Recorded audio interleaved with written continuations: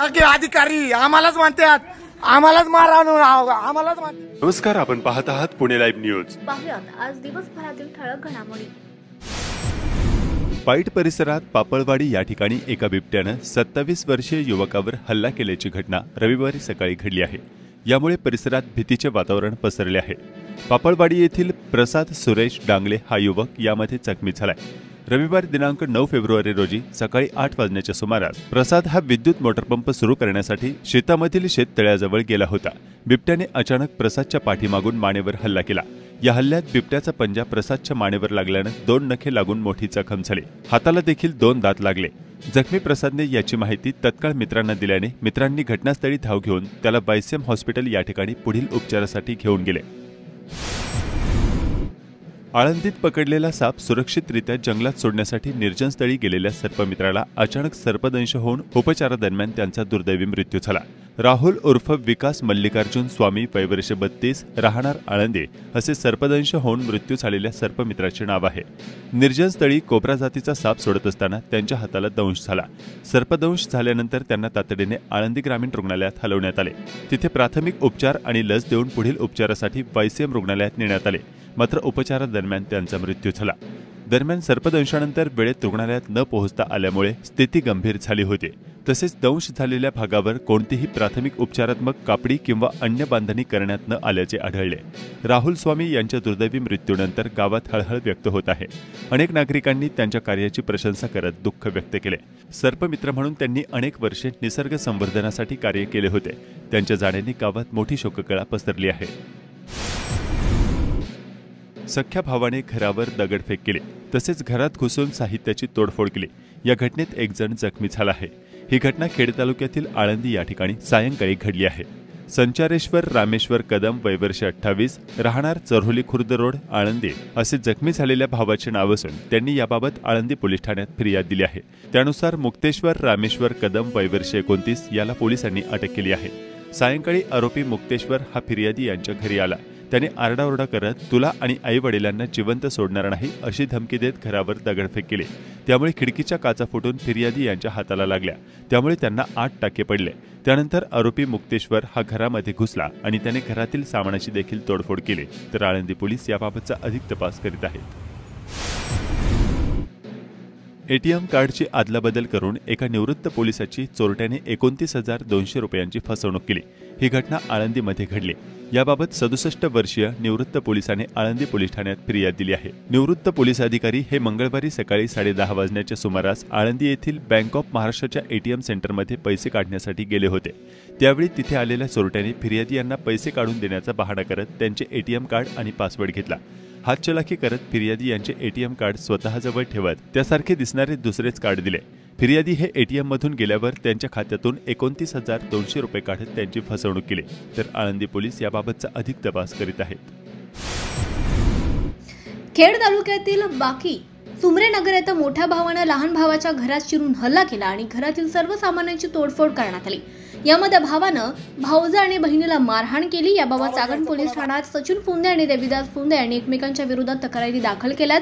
मात्र पोलिसांकडून घरात शिरून हल्ले करणाऱ्या देविदास फुंदे याच्यावर कारवाई होत नसल्यानं फुंदे कुटुंबियांनी रविवारी 9 फेब्रुवारी रोजी चाकण पोलीस ठाण्यात धाव घेतली। या दरम्यान पोलिसांनी सहकार्य न केल्याचा आरोप करत फुंदे कुटुंबियांनी पोलीस ठाण्यात व्हिडिओ रेकॉर्डिंग सुद्धा सुरू केली। तसंच पोलिसांनी आरोपींना रोखण्याचाही प्रयत्न केला।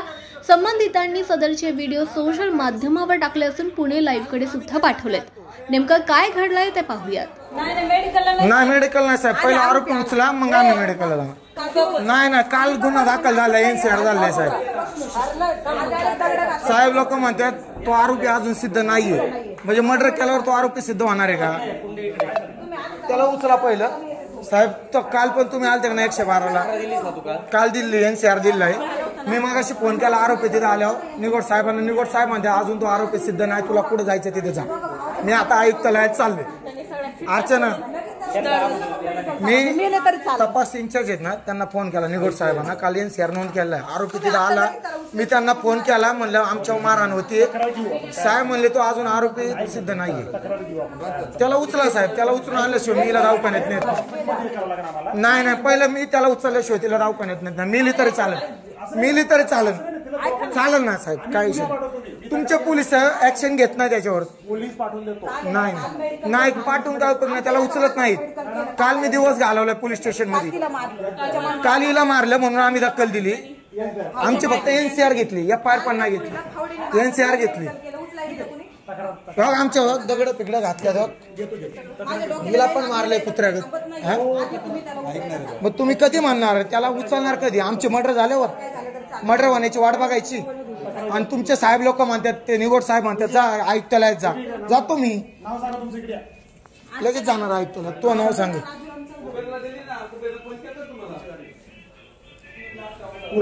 मला मारायचं असं हा मारा.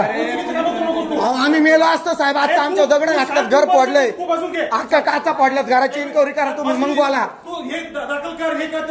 दाखल करून घेतो पण जप कर, तू सांगायचं नाही. जे असेल ते कायदेशीर हा करा, कायदेशीर करा. काल मग आम्ही तेच सांगायला आलतो. चालतंय, बघू आज काय ऍक्शन घेते. पुरावे आहे ना आमचे. अधिकारी आम्हालाच म्हणतात, आम्हालाच मारा, आम्हालाच म्हणतात घ्या याला आतमध्ये मारा. आम्हाला लागून आम्हाला आमचीच गाडव चूक झाली. चौकीत न्याय मागतो आम्ही. ज्याने मारलाय तो मजेत फिरतोय आणि तुम्ही आमच्यावर ऍक्शन घेता का? आतमध्ये घ्या मारा याला. आदल्या दिवशी एका महिलेला मारतात, दुसऱ्या दिवशी दुसऱ्याला. ज्यांचे काही विचार घेते मग त्यात काय नाही. आरोपी कशावर सिद्ध करायला? मेल्यावर मला आत घेता का? यांचं नाव काय रे? आता होते नाव काय त्या पोलिसांचं? मला सोडा. मोबाईल वाढत संबंध काय? अँब्युलन्सला फोन करा, अँब्युलन्स बोलवा. अरे हॉस्पिटलला घे, अँब्युलन्स बोलवा. ऐकत जा थोडं. उठ अर्चना, तिला उचल. तक्रार पण घेतोय आम्ही. विनाकारण करू नको. घेते 2 दिवस झाले अल्पाटे मारतोय साहेब मी चौकीला. काल तुम्ही बघितलंय. दिवस गेला माझा साहेब. मला धमकी देतो आज चल नाही चल. उठ रे अर्चना. हॉस्पिटलला घेऊन चल. आम्हाला मारताय का? 100%. Chakan police station. हे लोकांची अवस्था. हे लोक म्हणतात ज्यावेळेस आरोपी हा मर्डर करल त्यावेळेस आम्ही आरोपीला गिरफ्तार करू, त्याच्यावर कारवाई करू. महिलेला लागलेलं आहे, भरपूर प्रमाणात आजारी, म्हणजे मारहाण केलेली आहे. आणि पोलिसांचं असं म्हणणं आहे की ज्यावेळेस या महिलेचा मृत्यू होईल त्यावेळेस आम्ही त्याच्यावर गुन्हा दाखल करू.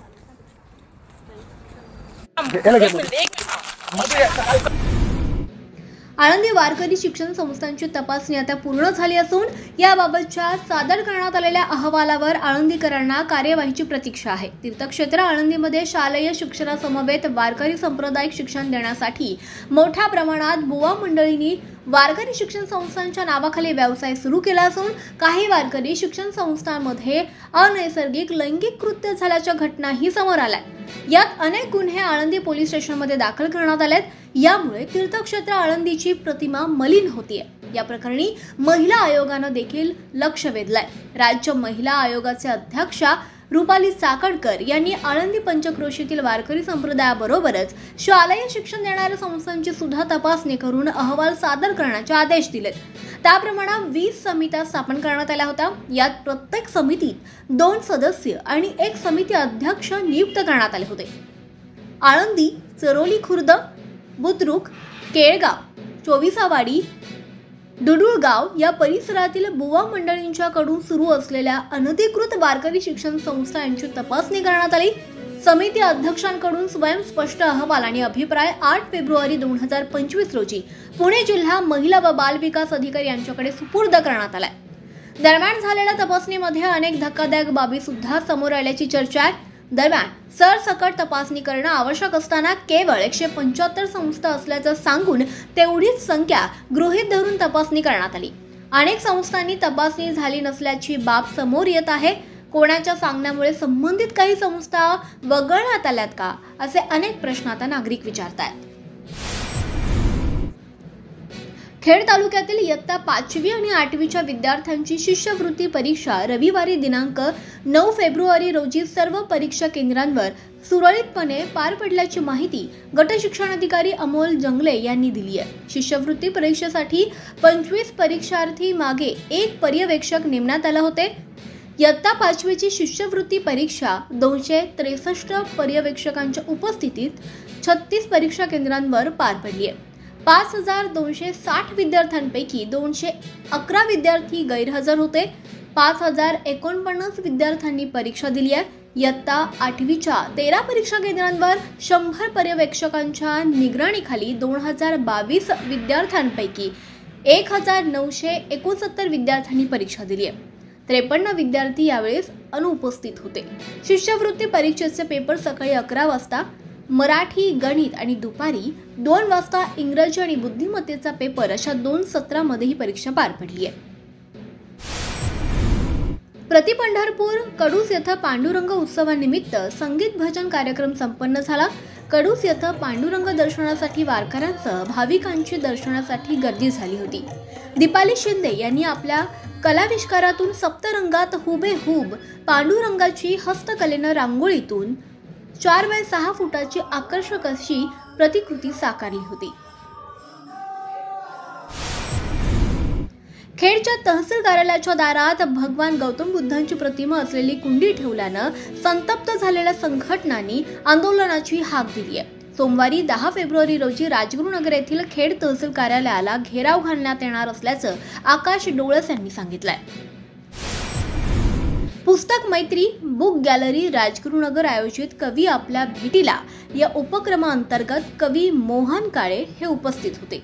या कार्यक्रमाचं आयोजन पुस्तक मैत्री बुक गॅलरीच्या वतीनं करण्यात आलं होतं. तर त्या सगळ्या 22-23 वर्षातल्या कविता आहेत. अभ्यास करीत नाही म्हणून आई रागवल्याच्या कारणावरून 12वीत शिकणाऱ्या विद्यार्थिनीने टोकाचे पाऊल उचलले. ही घटना रात्री चिंबळी तालुका खेड या ठिकाणी घडली. सिद्धी संदीप थोरात, वयवर्षी 17, राहणार मंत्रा सोसायटी चिंबळी असे मृत्यू झालेल्या मुलीचे नाव आहे. सिद्धी ही विज्ञान शाखेत इयत्ता 12वीमध्ये शिक्षण घेत होते. परीक्षा जवळ आल्याने अभ्यास कर असे आई तिला ओरडली. या कारणावरून रागाच्या भरात सिद्धी हिने सदरचा प्रकार केला. आळंदी पोलीस याबाबतचा अधिक तपास करत आहेत. राजगुरुनगर परिसरातील ढोरे भांबुरवाडी येथील साक्षी चिंतामण भामरे हिने पोलीस पदाला गवसणी घातली आहे. आपल्या गरिबीत कष्टमय हालाखीत जीवन जगणाऱ्या आई वडिलांचे स्वप्न तिने साकार केले. वंशाला दिवा कशाला हवाय, मुलीच आपल्याला लय भारे असे म्हणत 2 मुलींसाठी आई वडिलांनी गरिबीची लाज न बाळगता दोन्ही मुलींना उच्च शिक्षित केले.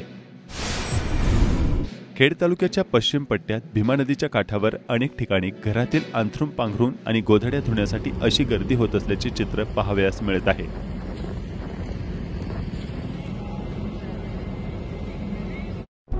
नमस्कार, आपण पाहत आहात पुणे लाईव्ह न्यूज.